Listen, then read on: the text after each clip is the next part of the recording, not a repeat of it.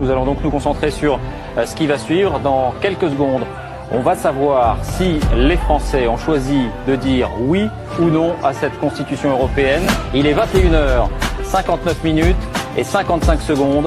Voici maintenant notre estimation Ipsos des résultats de ce référendum. Les Français rejettent la Constitution européenne. Le non l'emporte largement, 55% contre 45% pour le oui.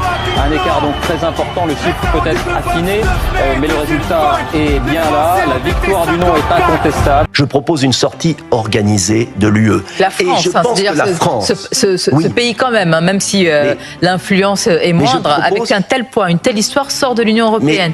Mais mieux que ça, elle va pas s'enfuir. Elle va libérer les peuples d'Europe. Donc vous rejoignez par exemple ce que dit Philippe de Villiers aujourd'hui. Oui, complètement. La France va dire à ses voisins, on va reconstruire une belle Europe. On va sortir de ce magma informe, corrompu et bureaucratique. Quand on dit que vos forces politiques réunies sont prêtes à tout pour faire littéralement la poche des Français, on doit dire que on n'imaginait pas qu'un jour, effectivement, il y ait une disposition fiscale pour littéralement, physiquement, faire la poche des Français et des travailleurs, à savoir fiscaliser et socialiser les pourboires. Et c'est là où on voit qu'il y a vraiment un manque total de courage politique de toutes vos forces assemblées. C'est que, bon, on va reporter encore d'1 an, 2 ans, 3 ans, tant mieux cette mesure. Mais en fait, c'est une mesure qu'il faudrait simplement annuler définitivement. Donc la vraie question, c'est si depuis tant d'années, il y a un consensus pour ne pas fiscaliser les pourboires, pour ne pas socialiser les pourboires, pourquoi est-ce que c'est reporté? Pourquoi est-ce que ce n'est pas annulé? Voilà, donc c'est une fois plus une vaste hypocrisie, comme le fait que dans chaque budget ou presque, vous désindexez le barème, vous essayez de le faire et après vous le remettez en amendement pour faire croire que vous avez fait gagner de l'argent aux Français, de la même façon que M. Bayrou avait voulu supprimer 2 jours fériés pour en fait la grosse ficelle, ensuite les remettre et faire croire aux Françaises et aux Français que vous faisiez un effort alors que c'est prévu et cousu de fil blanc à l'avance. On a une profonde fêlure démocratique. On peut accuser le Parti Socialiste ou les LR. Le réel, c'est que Macron a décidé seul de dissoudre l'Assemblée nationale avec le pari de confier le pouvoir au Rassemblement national. Il y a une force qui est arrivée en tête, c'est le nouveau Front populaire, et de ne pas avoir permis qu'il puisse gouverner est une profonde fêlure démocratique, et vous pouvez essayer tout ce que vous voulez, épuiser tous les premiers ministres que vous voulez, ça ne marchera pas. Et nous n'arriverons pas à nous mettre d'accord. D'un côté, vous avez la question de la justice sociale, fiscale et écologique, et qui est portée par nous et avec force. Et de l'autre côté, un budget qui, notamment sur les questions d'entreprise, revenir sur la CVAE, etc.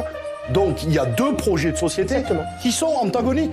Et après, c'est aux électrices et aux électeurs. On leur a demandé de voter et on leur a confisqué leur vote. Vous voulez que ça conduise où?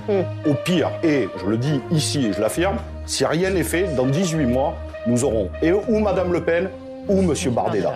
Donc, la question, maintenant, qui revient au gouvernement, c'est de prendre ses responsabilités. Le pire du pire serait de continuer à avoir un gouvernement qui n'écoute personne et s'essuie les pieds sur le Parlement, donc les ordonnances. S'il veut prendre son courage à 4 mains, ça changera un peu, donc le 49.3, donc il devra revenir, évidemment, sur une promesse qui est intenable de toute façon, parce qu'il s'est mis lui-même dans cette situation-là. Et après, il faut parler clair, il y aura la censure. Donc certains le feront, et le seul débat qu'il y aura pour le gouvernement, c'est d'obtenir le projet de non-censure du Parti Socialiste. Donc à lui de le régler ou de ne pas le régler. Et s'il ne le règle pas, il y aura une censure, et très vraisemblablement, nous irons. Évidemment, ils agitent, et on le sait pourquoi, ils agitent la peur d'une dissolution, mais de toute façon, parlons clair, nous n'allons pas pouvoir durer 18 mois comme ça, parce que de toute façon, c'est impossible à gouverner de la seule faute d'Emmanuel Macron. Sinon, demain, ce sera votre censure. J'ai vu ma Picardie se vider de ses usines pour une Chine devenue l'usine du monde. Je ne veux pas voir mon pays se vider de ses fermes pour un Brésil devenant la ferme-usine du monde. Le traité avec le Mercosur pose bien sûr une question sur le modèle agricole. La mise en concurrence de nos fermes familiales avec des latifundias 100 fois plus grandes. Il pose une question de santé publique, d'environnement, avec des centaines de molécules interdites ici, autorisées là-bas. Mais il pose avant tout une question démocratique. Tous les syndicats agricoles sont contre. Toutes les associations environnementales sont contre. Tous les partis, tous les députés, tous les sénateurs sont contre. Et Madame von der Leyen triche, truc, trafic pour contourner les assemblées nationales, pour appliquer l'accord avant même le vote du Parlement européen. Bref, pour échapper à la démocratie, et ce n'est qu'un début. Elle continue par des traités de libre-échange avec l'Inde, l'Australie, la Malaisie, avec le monde entier. Le grand déménagement du monde, voilà son projet. Sur le Mercosur, le président de la République n'a cessé de zigzaguer. En voyage au loin, il est pour, mais contre quand il revient ici. Aussi, nous vous demandons maintenant de la clarté, de la sincérité dans ce combat. Voilà le journal officiel de mardi dernier avec cette résolution adoptée demandant, je cite, à l'État français la saisine de la Cour de justice de l'Union européenne. Cette résolution, nous l'avons ici votée à l'unanimité. Alors maintenant, nous exigeons que vous saisissiez la Cour de justice. Nous exigeons que vous respectiez le vote de cette Assemblée. Nous exigeons que vous combattiez par tous les moyens, par tous les leviers ce traité. Nous exigeons que vous opposiez à cette adoption provisoire. Nous l'exigeons pour protéger notre agriculture. Sinon, demain, ce sera votre censure. Mais maintenant, mesdames et messieurs les députés, c'est au Parlement européen qu'il faut aller pour mener la résistance. Monsieur le ministre, vous avez répondu pendant 2 minutes. Simplement, vous n'avez pas répondu à la question. C'est non. Vous ne saisirez pas la Cour de justice de l'Union européenne. Le Parlement européen peut le faire. La France peut le faire aussi. On abat et on brûle la viande française parce qu'elle est suspectée d'être contaminée. Et pendant ce temps-là, on s'apprête à faire rentrer en remplacement, là encore le grand remplacement, la viande argentine dans le cadre du Mercosur, qui elle est infectée à coup sûr. Et on le sait. Il n'y aura pas de clause miroir, il n'y aura pas de clause de sauvegarde, il n'y aura pas de contrôle, on le sait. Donc en fait, c'est un assassinat, quoi. Ça nous aura donc coûté 8 milliards. C'est le coût aujourd'hui pour garder 34 ministres. C'est les Échos qui ont fait ce calcul en disant voilà, ces 8 milliards en plus. Ben, pour obtenir une non-censure en fait. 34 ministres, ça vaut 8 milliards de l'argent des Français. Ben, on est content de le savoir que Madame Genevard, que le secrétaire d'État, Monsieur Haddad, et j'en passe et des meilleurs, que mon ministre de l'Éducation nationale, tout ça nous coûte 8 milliards. Tout ça pourquoi? Monsieur le Président, ce que vous souhaitez pour l'Europe, vous affirmez que la France doit commencer elle-même à le faire dès aujourd'hui. Votre action en France raconte une toute autre histoire. Les riches s'enrichissent, les classes moyennes stagnent et se précarisent, et les plus fragiles sont abandonnés à leur sort. Dans votre France, l'état de droit garant de nos libertés s'éloigne jour après jour. On explore une nouvelle fois la litanie des taxes zinzin de la gauche, après avoir voté sur la taxe Gaza. Moi, j'aurais quand même une petite question à vous poser pour voir la cohérence d'ensemble de vos propositions fiscales. Mettons une entreprise qui pollue, qui fait plus d'1 milliard d'euros de chiffre d'affaires, qui fait des super bénéfices, qui verse des dividendes et qui exporte en Israël. Elle est imposée à combien? J'ai du mal à suivre, c'est 100, 200, 500%, 1000%, c'est nationalisé, on prend tout. Donc j'ai un peu de mal à voir quand même la cohérence d'ensemble dans l'ensemble de vos propositions et dans votre délire fiscal. 177 000 fonctionnaires en plus.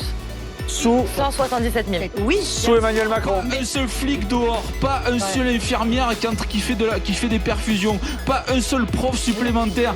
Tout ça est parti où ces fonctionnaires? Ils sont partis dans les bureaux et ils sont partis dans les Comcom, ils sont partis dans les collectivités locales, ils sont partis dans les millefeuilles. C'est là qu'il faut les chercher. Je veux dire, moi je serais curieux de savoir quand on dit que la retraite c'est une énorme quantité de ce qu'on est obligé de payer à l'État. Je serais curieux de savoir si les salaires, combien représentent les salaires des fonctionnaires, la partie salariale, tout le fonctionnariat français, combien ça représente dans le PIB. Je pense que ça va être assez énorme. Parce qu'on a Les gens du Nord, vous êtes incultes, etc.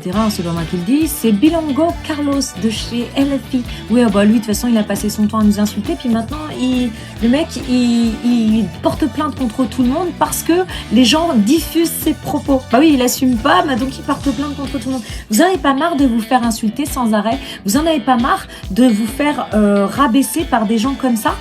Les gens du Nord, c'est très simple. Venez prendre votre revanche. Venez auprès de nous le 7 février. Vous sortez avec votre drapeau à Lille, on vous redonnera le lieu de départ, etc. Ce sera à Lille le 7 février et on va leur montrer à quel point les gens du Nord sont des gens super, qui savent accueillir, des gens qui aiment leur pays et des gens qui sont loin d'être des incultes. Parce que franchement, moi, quand j'entends ça, ça me donne envie de gerber. Ce genre de pauvre type-là, mais pour qui il se prend en fait à insulter les gens? C'est les premiers à dire oui, vous faites des amalgames, vous êtes des racistes, alors que c'est le pire raciste qui soit et c'est le pire à faire des amalgames. Franchement, je vous jure, les Lillois, on vous attend. D'ailleurs, pas que les Lillois, hein, les gens du Nord en général. Venez à Lille le 7 février avec vos drapeaux français. On va leur montrer que la France n'est pas morte et que surtout, on est loin d'être stupide. Ils ont mis une gamine dans le coma. J'en ai rien à foutre de leur âge. Ils sont assez âgés pour mettre des gamins dans le coma, mais ils sont pas assez âgés pour les mettre au placard. Exactement. Mais c'est quoi cette débilité? Ben voilà. Mais voilà pourquoi on en est arrivé là, Alain. C'est pour ça, c'est pour cette mentalité. Mais non, mais ils sont trop jeunes, les pauvres. Mais j'en ai rien à foutre, ils ont mis la gamine dans le coma. Mais imagine, c'est ta gamine. Imagine, c'est mon gamin. Mais j'en ai rien à foutre de leur âge. S'ils sont assez âgés pour faire du mal à quelqu'un, eh ben il faut leur faire du mal en retour, mais pour les punir dans un centre éducatif fermé ou dans une prison pour mineurs. Et tu leur mets pas du sursis ou une amende. T'arrêtes de te foutre de la gueule du monde. Quel est le respect pour la mère de la gamine? Quel est le respect pour la famille? Quel est le respect pour la gamine?